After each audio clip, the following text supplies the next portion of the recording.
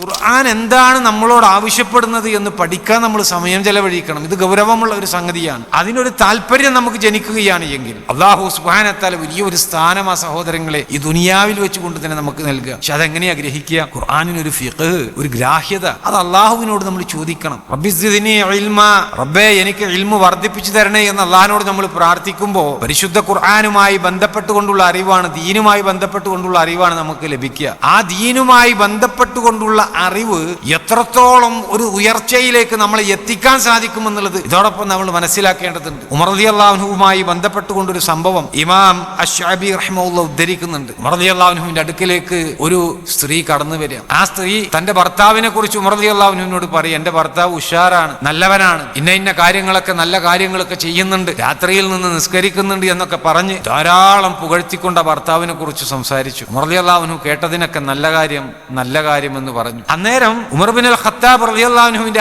അടുക്കൽ കഅബ് ഇബ്നു സൂർ റഹിമഹുല്ലാഹ് താബീകളിൽപ്പെട്ട വലിയ ഒരു പണ്ഡിതനും കൂടിയുണ്ട്. ആ സ്ത്രീ തിരിച്ചു പോയപ്പോ ഉമർ റളിയല്ലാഹു അൻഹുവിനോട് കഅബ് ഇബ്നു സൂർ റഹിമഹുല്ലാഹ് പറഞ്ഞു, അവരുടെ ആവശ്യം എന്താണ് എന്നുള്ളത് അവിടുന്ന് പരിഗണിച്ചു കൊടുത്തില്ലല്ലോ, അവരെന്താവശ്യപ്പെട്ടുകൊണ്ടാണോ വന്നിട്ടുള്ളത് അതിനുള്ള ഒരു പരിഹാരം എന്താണ് എന്നുള്ളത് അവിടുന്ന് പറഞ്ഞു കൊടുത്തില്ലല്ലോ എന്ന് പറഞ്ഞു. അപ്പൊ ഉമർ റളിയല്ലാഹു അൻഹു അത് എന്താണെന്ന് മനസ്സിലാക്കിയില്ല. ഉമർ റളിയല്ലാഹു അൻഹു ആ സ്ത്രീ എന്താണ് അവരുടെ പ്രശ്നം നിങ്ങൾ മനസ്സിലാക്കിയത് എന്ന് ചോദിച്ചപ്പോ അവരുടെ ഭർത്താവുമായി ബന്ധപ്പെട്ട് രാത്രിയിൽ ഒരു സ്ത്രീയെ സംബന്ധിച്ചിടത്തോളം അവർക്ക് ലഭിക്കേണ്ടതായ കാര്യങ്ങൾ തന്റെ പുരുഷനിൽ നിന്ന് ലഭിക്കുന്നില്ല എന്നുള്ള പരാതി അവിടത്തേക്ക് ബോധിപ്പിക്കാൻ വേണ്ടിയിട്ടാണ് വന്നത്. അത് നേർക്കുനേരെ പറയാൻ അവർക്ക് ലജ്ജയുണ്ട് എന്ന വിഷയം പറഞ്ഞു. അതിന്റെ സൂചനകളാണ് നൽകിയത്. അന്നേരം ഉമർ റളിയല്ലാഹു അൻഹു അവരെ തിരിച്ചു വിളിച്ചു. എന്നിട്ട് ഈ കാര്യം നേർക്കുനേരെ ചോദിക്കുകയാണ്, ഇതാണോ നിങ്ങൾ ഉദ്ദേശിച്ചത് എന്ന്. ആ സ്ത്രീ ലജ്ജിച്ചുകൊണ്ട് പറഞ്ഞു, അതേ എന്ന്. ഭർത്താവ് പകൽ മുഴുവൻ നോമ്പ് നോൽക്കുകയാണ്, രാത്രി മുഴുവൻ നിന്ന് നിസ്കരിക്കുകയാണ്, ഇതാണ് നന്മകളായിട്ട് അറിയിക്കപ്പെട്ട വിഷയം. അപ്പൊ അതുകൊണ്ട് ഈ ഒരു വിഷയത്തിൽ ഒരു തീർപ്പ് കൽപ്പിക്കണം. ഉമർ റളിയല്ലാഹു അൻഹു കഅബ് ഇബ്നു സൂർ റഹിമഹുല്ലാഹയോട് പറഞ്ഞു, നിങ്ങളാണല്ലോ ഇത് മനസ്സിലാക്കിയത്, അതുകൊണ്ട് നിങ്ങൾ തന്നെ ഈ വിഷയത്തിൽ ഒരു പരിഹാരം നിശ്ചയിച്ചു കൊടുക്കാൻ പറഞ്ഞു. അത്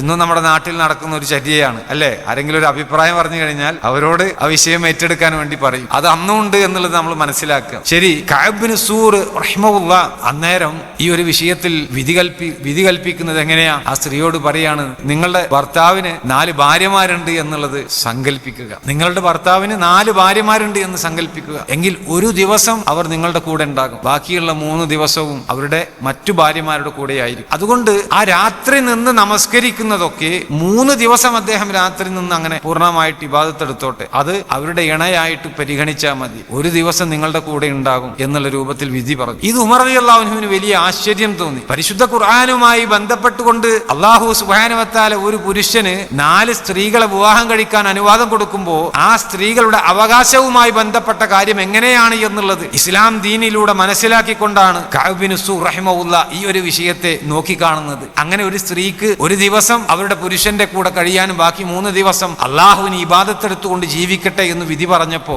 ഉമർ റളിയല്ലാഹു അൻഹുവിന് ആശ്ചര്യം തോന്നി. അന്നേരം ഉമർ റളിയല്ലാഹു അൻഹു അവരെ ബസ്രയിലെ ഖാദിയായിട്ട് നിയമിക്കുകയാണ്. ബസ്രയിലേക്ക് ഒരാളെ അന്വേഷിച്ചു കൊണ്ടിരിക്കുക അവിടുത്തെ ഖാദിയായിട്ട്. ആ സമയം ഖുർആനുമായി ബന്ധപ്പെട്ടുകൊണ്ട് നല്ല അറിവുള്ള വ്യക്തിയാണ്, ഇസ്ലാമുമായി ബന്ധപ്പെട്ടുകൊണ്ട് വിധി പറയാൻ സാധിക്കുന്ന ഒരു വ്യക്തിയാണ് എന്നുള്ളത് തിരിച്ചറിഞ്ഞിട്ട് ഇദ്ദേഹത്തെ ബസ്രയിലെ ഖാദിയായിട്ട് ഉമർ റളിയല്ലാഹു അൻഹു നിയമിച്ചു എന്നുള്ളത് ആ ചരിത്രം സഹോദരങ്ങൾ. അങ്ങനെ വലിയ ഒരു സ്ഥാനം കിട്ടാൻ കാരണമായത് എന്താ? പരിശുദ്ധ ഖുർആൻ പഠിച്ചു. അതിലൂടെ അല്ലാഹു സുബ്ഹാനഹു വ തആല നമുക്ക് നൽകിയിട്ടുള്ള വിധികളെ കുറിച്ചുള്ള ഒരു ബോധമുണ്ടാക്കി. പരിശുദ്ധ ഖുർആനിന്റെ ഫിഖ് ധാരാളമായിട്ട് അദ്ദേഹത്തിന് നേടിയെടുക്കാൻ സാധിച്ചു എന്നുള്ളതാണ് ഇങ്ങനെ ഒരു ഉന്നതമായിട്ടുള്ള ഒരു സ്ഥാനം അദ്ദേഹത്തിന് കിട്ടാൻ വേണ്ടിയിട്ട് കാരണമായത്.